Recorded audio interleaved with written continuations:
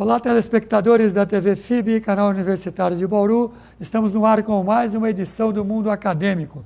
O Mundo Acadêmico tem o prazer de receber mais uma vez em seus estúdios o professor e economista Carlos Setti. Obrigado, Setti, mais uma vez, pelo 5º ano consecutivo. Estamos aqui finalizando o ano de 2017 com a sua presença aqui nos estúdios do Mundo Acadêmico. O prazer é meu, caro amigo. Hoje o assunto é cenários econômicos para 2018.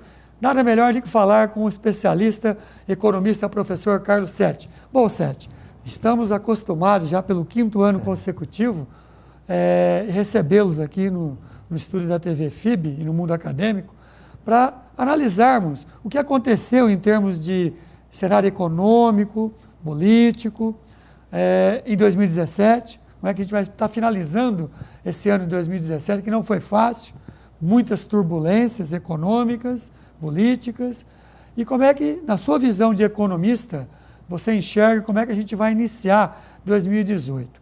Então, eu queria iniciar esse nosso bate-papo justamente que você faça, pedindo para que você faça uma síntese de como é que nós encerramos 2017 com todas essas turbulências que aconteceram aí durante o ano, como é que estamos encerrando o ano e qual é a sua visão em termos macroeconômicos para o início de 2018. Ok, Carobino, nós estamos terminando o ano de 2017 muito melhor do que terminamos 2016. Né? Nós percebemos que a inflação baixou, tanto é que o poder aquisitivo do nosso salário já começamos a sentir no bolso que melhorou, nós estamos comprando mais coisas com o mesmo dinheiro que nós tínhamos. Por um outro lado, isso deu um reflexo gradual, porém, de alguma maneira, ainda com uma tendência positiva no consumo e fez com que houve uma pequena queda do desemprego. Então, nós temos aí um cenário que, na medida em que as pessoas estão empregadas, eu acredito que volta novamente um otimismo em cima da economia. E a última notícia que nós tivemos aí na semana passada foi a queda, mais uma vez, da taxa de juros, o que faz com que o cheque especial de quem estiver usando caia, o ônus, né? Também das empresas que tomam emprestado capital de giro também caia. E, por outro lado, também os juros que o governo paga da sua dívida. Então, o ônus será melhor. Há um cenário, então, para entrarmos em 2018 com uma perspectiva muito mais otimista do que não, né, com a perspectiva de um crescimento acima de 2%, né, uma estabilização tanto da taxa de juros, o que vai dar as consequências positivas que eu apontei alguns minutos atrás, e também a possibilidade de ter uma queda ainda maior do desemprego ao longo de 2018. Isso tudo se o governo conseguir aprovar as chamadas reformas fiscais, entre elas a principal é a reforma da Previdência. Então vamos aguardar qual será o desfecho disso, né, e certamente influenciará enormemente os indicadores macroeconômicos para 2018. Setti, eu queria que você fizesse uma análise desse governo atual de Michel Temer, toda a sua equipe econômica, né? Nós temos um presidente do Banco Central, um ministro da Fazenda, e as turbulências políticas que aconteceram durante o ano. Na sua visão, eles conduziram bem a economia durante o ano de 2017, Setti?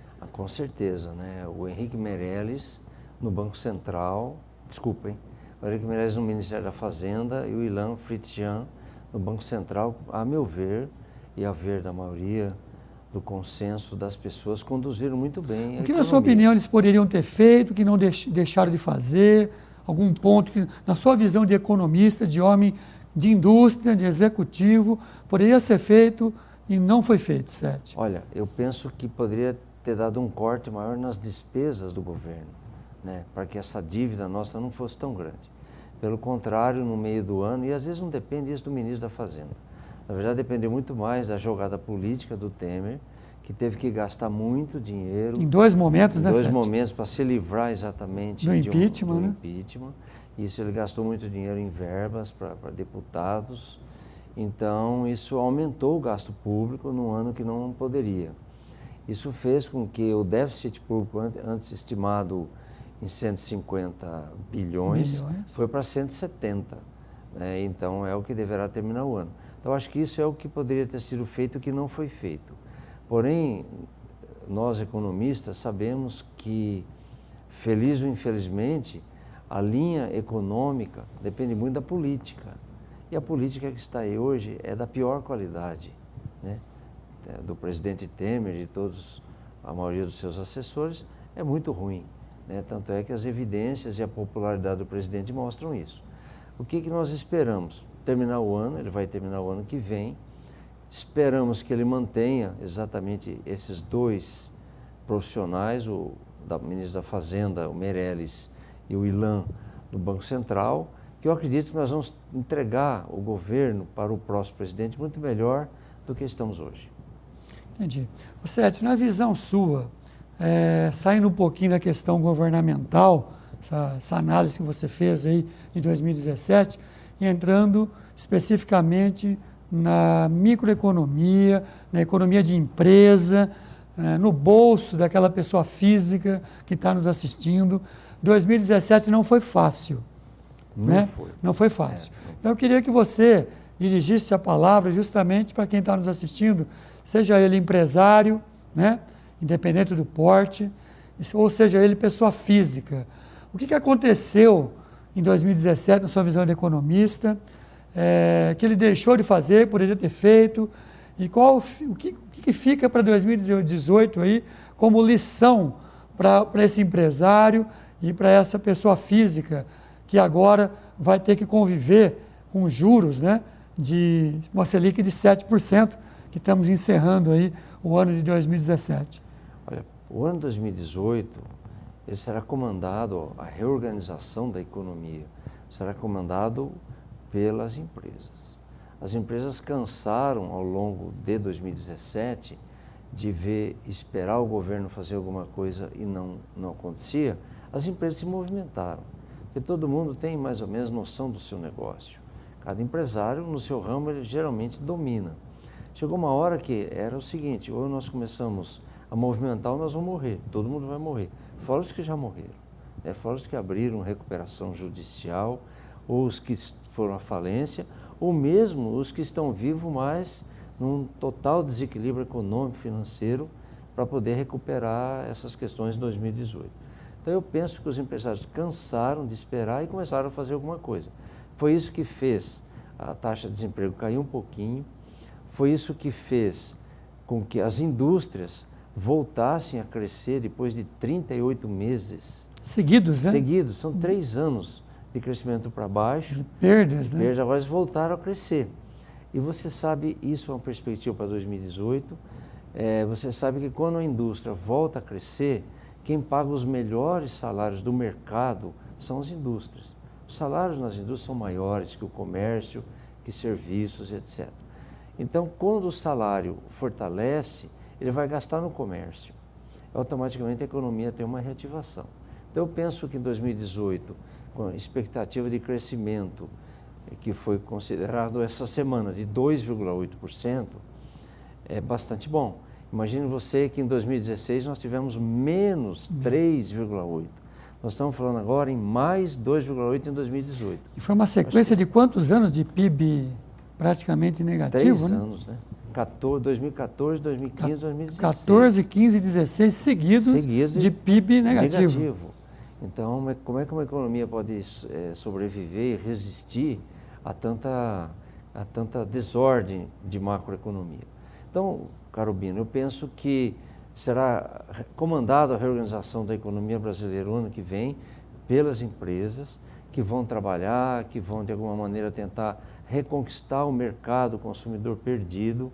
Perdido, primeiro, porque não havia renda, e segundo, porque as próprias empresas não tinham investimento e até um certo ponto ânimo para ficar lançando produtos ou revisando seu marketing ou de alguma maneira trabalhando um pouquinho a ideia dos custos e da produtividade, para que pudesse ter produtos competitivos. Eu penso que gradualmente isso vai voltar em 2018, né, e que com isso o Brasil deverá ter um cenário positivo para 2019. Esperamos que a gente eleja um bom presidente. Sete, e os cuidados que você recomenda aí para quem está nos assistindo, seja ele empresário, seja ele pessoa física?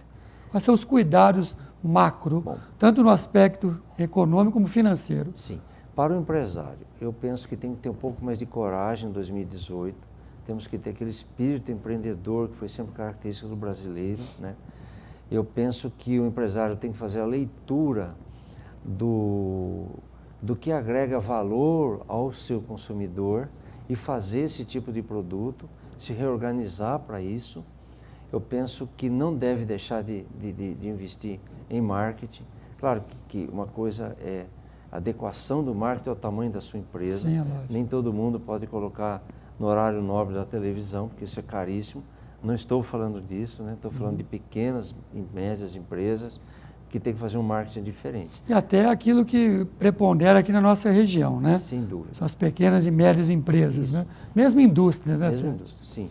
Mas se você deixar de alguma maneira, fazer o nome, dar continuidade ao nome da sua marca, ou o nome da sua loja, o nome do seu supermercado, você é esquecido.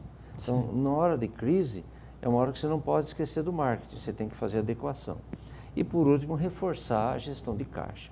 Eu acho que não tem como você ir para frente, nem fazer nada disso que nós estamos falando aqui, se você, de fato, não tiver caixa, né? E aí passa por um monte de fatores, revisar seu preço, sua planilha de custos, para ver se você realmente está ganhando ou não dinheiro, administrar o seu contas a pagar e o seu contas a receber, o seu prazo médio de recebimento versus o seu prazo médio de pagamento. Você ser bastante criativo também em gestão de caixa. Então, se nós fizermos isso, as empresas têm grande chance de terminar 2018 melhor do que 2017 ainda, que já foi melhor que 2016. Você percebe que o país ele vem voltando a achar a sua identidade e achar o seu caminho. E tem caminhos, né, Tem caminhos, sempre tem. E, Sete, e para a pessoa física, né? Aquele funcionário assalariado, né? Que é difícil terminar o mês, sabemos disso, né? O salário é curto, inflação baixa, não tem reposição, muitos segmentos não têm nem a reposição da inflação, né? Trabalhando com a inflação de 2,8, quer dizer, baixíssima, né? Inclusive abaixo da meta, né? Sim. Então eu queria que você explicasse isso. O brasileiro não está acostumado com isso, né? Como é que é conviver com uma inflação abaixo da meta? Acho que o próprio governo vai ter essa dificuldade. Sim. Né? Acho que nem ele esperava. Tudo bem que isso é decorrente da própria queda da atividade econômica, Sim, sabemos disso, que aconteceu durante todo o ano de 2017. Né? Não tem como atividade paralisada, não tem como ter inflação. Né? Mas como é que na sua visão de economista vai ser esse novo cenário de Selic de 7, com previsão de 6,75 para 2018? Como é que é isso, conviver, a pessoa física conviver com isso? Assim, eu dividiria... Investidor, principalmente, que tem o seu dinheiro lá aplicado. Onde eu aplico? Né? Carteira de poupança, fundo de investimento, ou numa renda fixa mais de longo prazo, no CDB. Eu queria que você entrasse nesse aspecto agora, daquela pessoa física, como é que ele deve se reposicionar para esse novo cenário. Eu dividiria para você em 3 respostas, né? A primeira do investidor, que você me pergunta, com certeza as taxas de aplicação de rendas fixas caíram e vão cair muito. Então, novamente, provavelmente, até a ideia do Banco Central ao derrubar é que as pessoas, de fato, tirassem dinheiro das aplicações, que acomoda muito, e voltasse a aplicar no setor produtivo. Devolver isso para a economia. Para a economia. Isso. O que é devolver para a economia? É você voltar a aplicar em ações de bolsa. Porque quando eu aplico em ações de bolsa de valores, estou aplicando no capital do trabalho. Né? Explica isso para quem está nos assistindo, Sete. Para quem não está assistindo é o seguinte, as empresas que colocam ações na bolsa, elas colocam ações do seu capital. Então, muitas delas, quando você aplica o dinheiro, né, que a gente chama de aplicação em bolsa, você aplica o dinheiro nas ações, significa que, primeiro, você está acreditando naquela empresa, porque o balanço dela foi bom. Você está acreditando numa política de dividendos, você percebe que o dividendos, que é o nome que se dá à distribuição de lucros nas sociedades anônimas de capital aberto, que são as que têm ações em bolsa, se ela tem uma política de dividendos que vale a pena. Em terceiro lugar, se você acredita exatamente no segmento que aquela empresa está, qual é a tendência de futuro. Uma vez colocado isso, você tira o dinheiro da sua renda fixa, que não vai valer quase nada mais, e coloca na verdade, numa aplicação de um pouco mais de risco, que não é conservadora em absoluto, já que as aplicações de renda fixa são das mais conservadoras que o mercado tem, e coloca um pouquinho mais de risco, mas com possibilidade de ganhos maior. Um risco moderado, vamos dizer moderado. assim. Se acontecer isso, dessa transferência para as bolsas, eu acredito que o setor produtivo volta. Porque quando você investe numa ação, a empresa pode perfeitamente, com esse recurso, a empresa que tem ações na bolsa, fazer um investimento. Olha, eu vou construir uma nova fábrica, eu vou melhorar meu nível de exportação. Comprar uma nova máquina. Uma nova máquina. E você está investindo no setor produtivo que diretamente vai gerar emprego, vai gerar novos postos de trabalho, que por sua vez terão mais salários. É uma cadeia, né, Sérgio? Cadeia. E volta para o consumo volta para o pedido em carteira das indústrias, e aí é um ciclo virtuoso da economia que faz com que a economia cresça, gere emprego e distribua renda. Sérgio, você comentou em off com a gente, antes do início do programa, sobre os fundamentos da economia, a gente discutiu um pouquinho sobre isso. Eu queria que você exteriorizasse justamente isso. O Brasil, ele possui na sua visão de economista, possui todos os fundamentos econômicos que, para sustentar juros nessa faixa aí de 4%, juro real, né, mais ou menos. Você acha que possui esses fundamentos econômicos? Em termos de investimento, o governo tem essa rédea da economia, Sérgio? Qual é a sua visão? Eu penso assim, o Brasil não tem a cultura de trabalhar com juros baixos, o Brasil tem uma especulação muito alta. Quando você fala o Brasil, você fala o governo e os brasileiros também. O governo e os brasileiros, claro, a cultura Exato. dos brasileiros. Cultura dos brasileiros, é essa aí, do país, né? Do país. Mas se você olhar o primeiro mundo, se você olhar Estados Unidos ou Europa, eles têm juros de 0,5%, nós estamos falando de juros de 7%. Né? Eles têm um crescimento de 2 ou 3%. Com juros de 0,5%. Com juros de 0,5%. Então, eu acho que o modelo que dá certo, e eles são altamente desenvolvidos tecnologicamente, em termos de distribuição de renda, né? Qualquer país que você cite. Então, mas tem fundamentos, você colocou bem, um deles, você acabou de citar, é a distribuição de renda, que o Brasil não sabe fazer. Não sabe fazer. Então, eu queria que você citasse assim, o que tem que mudar para o Brasil encaixar nessa visão de primeiro mundo? A primeira coisa que tem que mudar, acho que é o controle do gasto do governo. É que você já citou no início. Citei no início.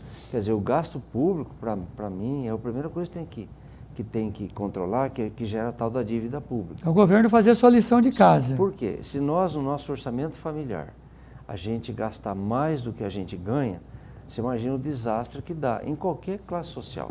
E com 170 bilhões de déficit orçamentário, é muito dinheiro, né, Sérgio? É como você ganhasse, exemplo, R$5.000 de salário, e seu cheque especial fosse de 10 e você estivesse usando todo o cheque especial. Com um salário de 5 mil, você nunca ia sair desse cheque especial. E dos juros que ele acarreta. É mais ou menos uma comparação com o que acontece com o governo. Então, a primeira questão que eu acho que de fundamento, que tem que corrigir, e o Meirelles tentou isso de toda forma, mas os políticos melaram isso. O aspecto político aí, para segurar o impeachment, aumentou em 20 bilhões. Estava em 150, levou para 170 de novo. Portanto, o déficit orçamentário. Começou o ano com uma dívida e terminou com uma dívida muito maior, quando deveria ser o contrário, para você poder arrumar a economia. Então, o primeiro fundamento, a meu ver, que está errado, é o governo gasta mais do que arrecada. Aí ele fica na dúvida, ou eu aumento o imposto, ou eu faço o quê para eu poder equilibrar? Então, aí que tem a importância das reformas. Em segundo lugar, eu penso o seguinte, que não adianta nada você ter crescimento econômico em um país sem diminuir a desigualdade. Desigualdade social. Não tem nada, porque quando você tem um crescimento alto, mas há uma concentração de renda, apenas o topo da pirâmide ganha. A base da pirâmide, onde fica a classe D e E, assalariada, né? D e E fortemente, não ganha nada. Então, crescer sem distribuir renda também não resolve. Isso o mundo inteiro sabe disso. É um fundamento econômico. Fundamento econômico. E terceiro, uma coisa que o pessoal tem que respeitar e que eu vejo que esquecem, é a famosa, mas imprescindível lei da oferta e da procura.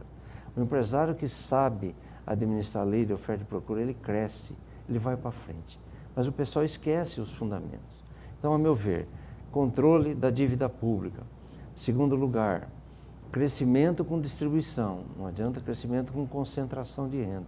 E terceiro lugar, a lei básica da economia, a lei de oferta e procura. Se respeitar isso aí, você vai para frente.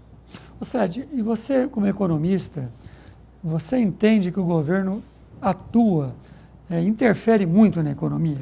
Já interferiu mais, né, no governo. Como é que está hoje, com a tua visão? O que daria para o governo se afastar um pouco, entendeu? Em termos de, para deixar o setor privado caminhar aí, qual a sua visão que o governo poderia atuar mais fortemente? Olha, o conceito moderno do papel do Estado, então, a gente tem que estudar a ciência, né?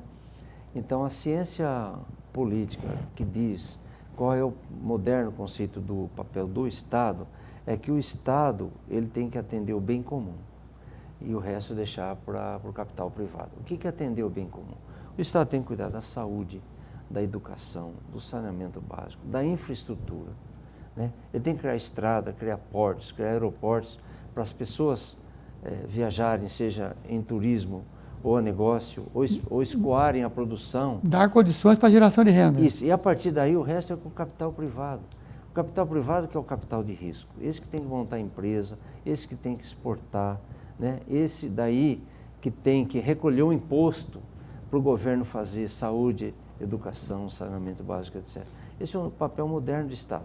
O governo anterior, com a Dilma e mesmo com o Lula, eles aumentaram, assim, cada vez mais a participação do Estado dentro da economia. Ele tirou um pouco... Estatizaram mais. Isso atrapalhou, porque todo mundo sabe que, em linhas gerais, seja federal, estadual, municipal, em linhas gerais, é incompetente e corrupto.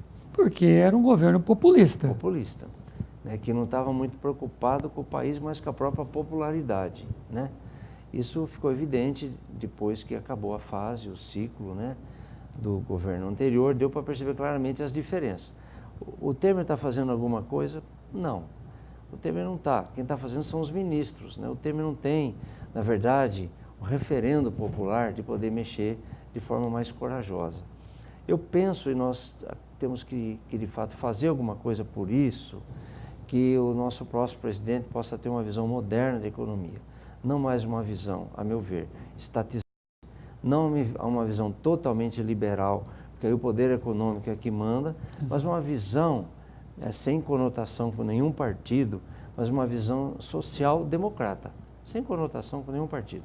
Mas aquela visão da Alemanha, a visão da França, né, a visão da Suécia, esse deveria ser a visão do próximo governo, qualquer que seja o partido, mas que tenha uma visão desse tipo. Eu penso que aí o Brasil vai se recuperar, é um país maravilhoso, mas que atrasou uma década. Sérgio, em cima disso, você entrou numa seara importante, 2018, que nos espera, vamos ter eleições no âmbito federal. Né? Partindo de deputado estadual, governadores, deputado federal, senadores e o nosso futuro presidente da República. Vimos que a economia sofreu absurdamente pela trajetória, pelas turbulências políticas de 2016 e 2017. Como é que você vê, como economista, esses reflexos das eleições para 2018? Na política versus economia, pensando nas eleições. Porque todo mundo vai jogar a sua cartada para se eleger. Sim.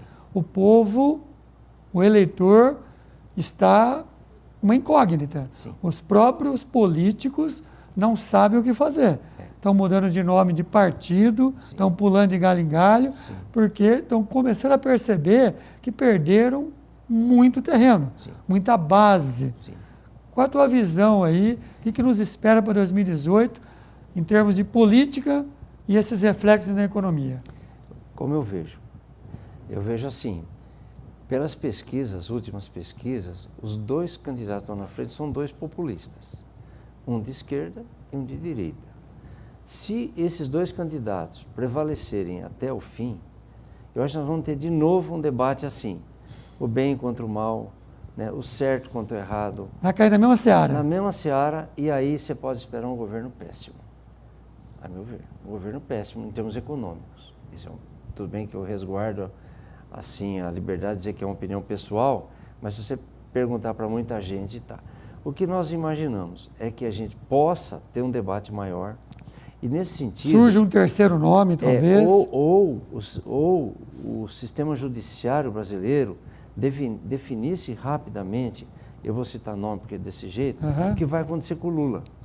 Então, o que vai acontecer com o Lula? Que a previsão é julgar agora em janeiro então, já, pelo tribunal. O Lula vai ser, eu nem vou falar... Vai ser condenado? Não vai ser condenado? Isso. Vai sair fora da cartada da disputa política? Vai poder disputar ou não? Não. Então, aí que está o centro da decisão. No caso, sim, porque a conta histórica que se faz é hoje em cima do Lula, que é a pessoa que... Se ele vai participar ou não. Isso. Se ele participar, muda o cenário. Muda o cenário.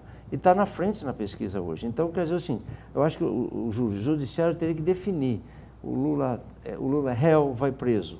O Lula está absolvido. Está absolvido. O Lula vai poder participar se candidatar. Pela lei da ficha limpa, vai poder participar das eleições. Aí o que vai acontecer? Aí eu acho que vai ter a polarização.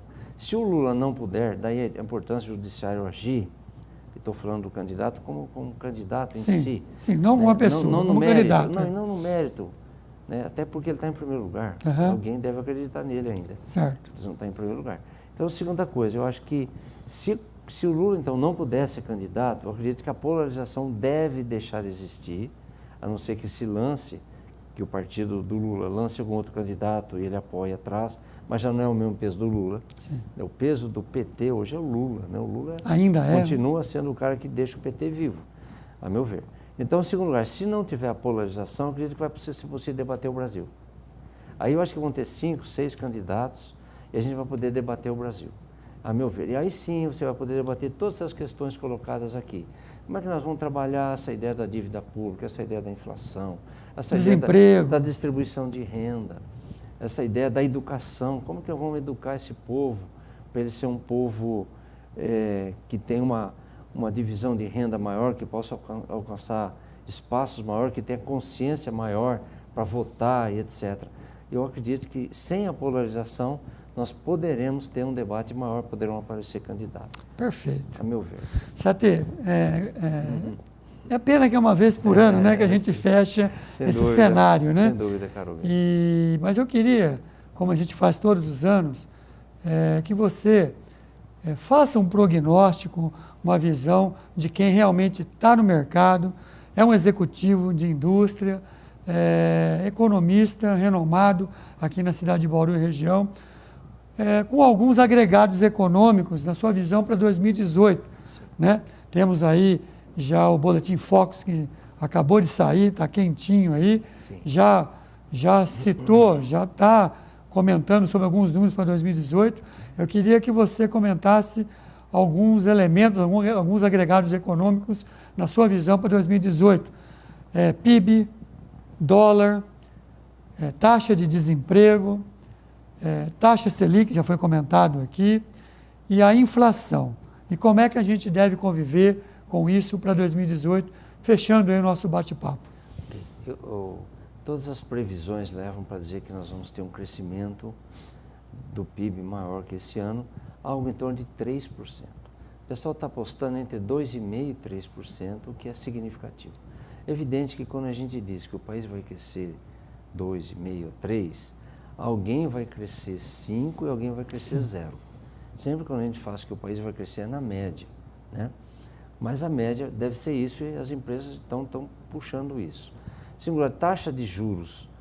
se a reforma da Previdência for aprovada, e nesse momento ela ainda vai ser votada, e for aprovada razoavelmente, portanto vai segurar o tal do déficit público, eu acho que você segura a inflação próximo de 3 a 4%, que para um país igual ao Brasil, que já teve inflação de 2 dígitos, está muito bom. Está de bom tamanho. Como processo de recuperação.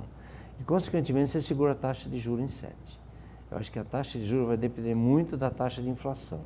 Então, se a inflação for baixa, não por falta de negócios, né?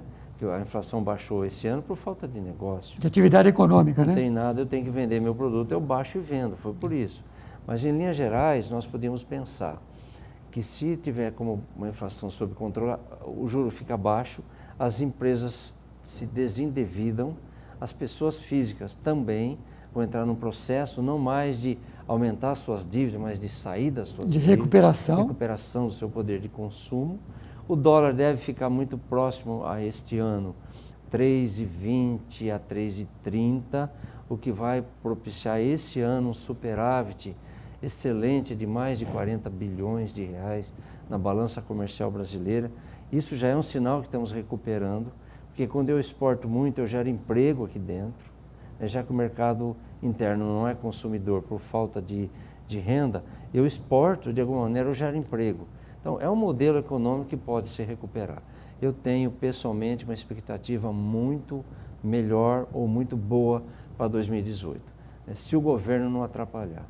Pode deixar que as empresas tocam o setor produtivo da nação, que são as empresas de indústria, comércio, serviço, agronegócio e os trabalhadores, né? Essas empresas dão conta do recado. Só o governo não atrapalhar que as coisas vão andar. E a política, né, Sete? Bom, política que foi fator de impacto determinante em 2017, né? Paralisou o país praticamente. Sim, a economia foi afetada grandemente pelos fatores políticos. E a preocupação 2018 tem eleições, né? Por isso foi a pergunta.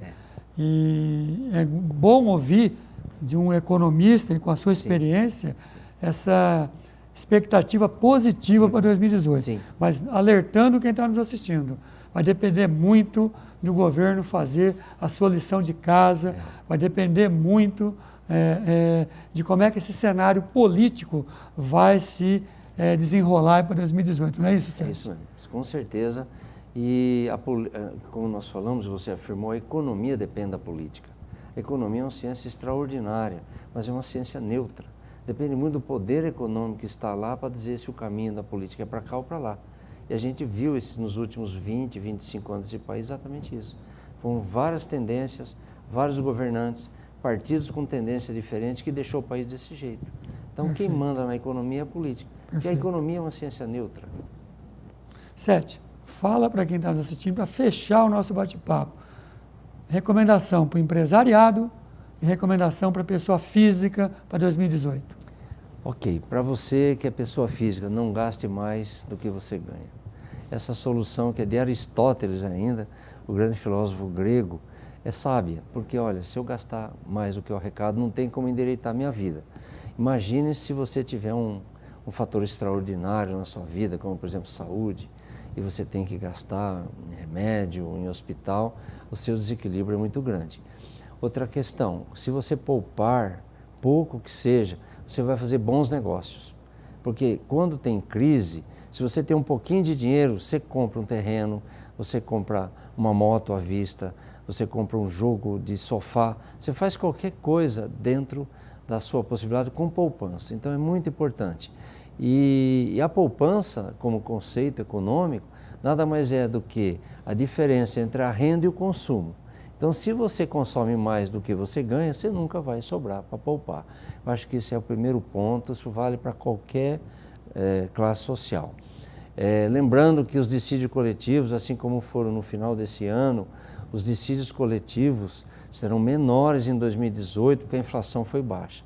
Então, vai ter muito dissídio coletivo, em torno de 3% de aumento. Aí eu digo, o teu salário vai subir 3% em um ano. Então, você tem que administrar muito bem suas finanças pessoais para que você possa ter sucesso em 2018. E as empresas, a regra de ouro, né? Não descuidar do seu mercado, não perder de vista exatamente o que o seu consumidor espera e dá valor na sua marca ou no seu produto, manter a marca, conservar produtos de qualidade, trabalhar fortemente produtividade, eficiência operacional e redução de custos e principalmente reforçar a gestão de caixa. Eu acho que essa receita dá certo e você vai ver que com dinheiro na mão dá para fazer bastante coisa. Sete. Grande Obrigado. abraço. Obrigado, viu? Obrigado por tudo, pela parceria de 2017. Obrigado, e que Carolina. 2018 continuemos aí firmes juntos. Aqui, você como professor da nossa pós-graduação da FIB e como parceiro incondicional aqui do mundo acadêmico. Obrigado. Deus abençoe você e toda a sua família. E a você que está nos assistindo, um feliz ano novo, um feliz 2018. Continue assistindo o Mundo Acadêmico. 2018 estaremos aqui, com a graça de Deus, um novo ano, muitas felicidades, feliz ano de 2018. E assim estamos encerrando o Mundo Acadêmico. Obrigado pela sua preferência e audiência. E até a próxima oportunidade. Tchau.